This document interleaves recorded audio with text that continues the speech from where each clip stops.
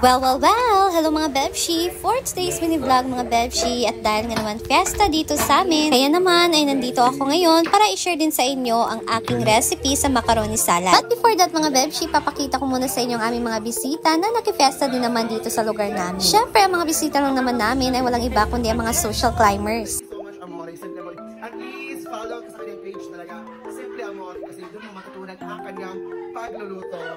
Thank you so much!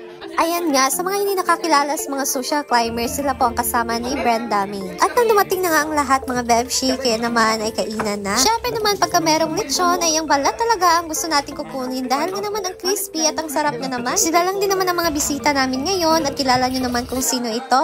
Syempre, Scarlet Dark, at meron nga ding dumating, may pahag pa si Gwen. And of course, the one and only Madam Brenda May, kasama niya ang kanyang kano or boyfie, charot. Kinikilig pa nga din itong si Madam, ganyan daw siya pagkiligin, charot. Love trip talaga pagka nandito si Madam Brenda May. Ayan na nga mga Bebshi, so much for that. Syempre naman pagkakapistahan na hindi talaga mawawala ang dessert na salad.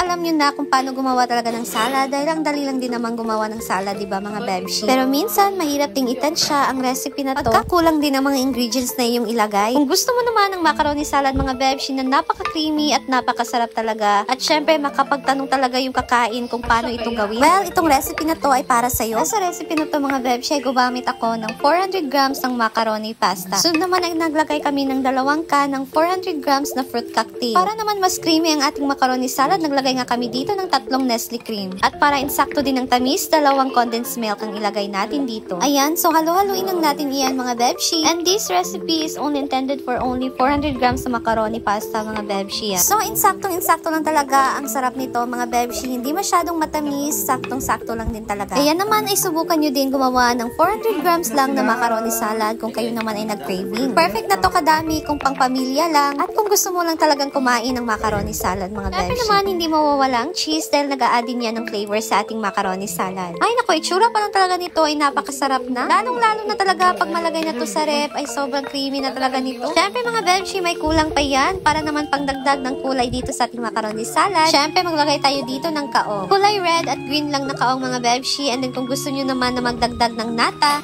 di coco, pwede din mga Bebshi kung gusto nyo naman na pandagdag kulay lang din. Ayan, so i-mix lang natin ito para naman itong kaong ay mahalo ng maayos.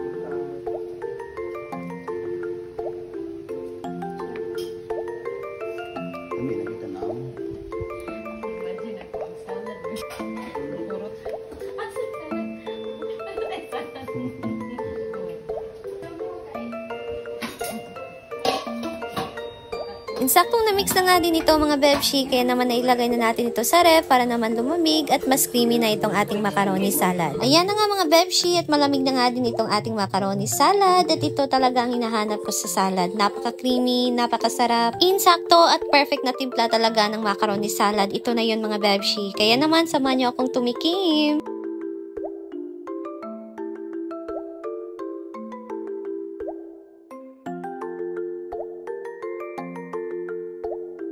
Sobrang sarap talaga mga Bebshi. Kaya naman, thank you so much for watching. And that's all muna for today. See you again to my next video. Bye!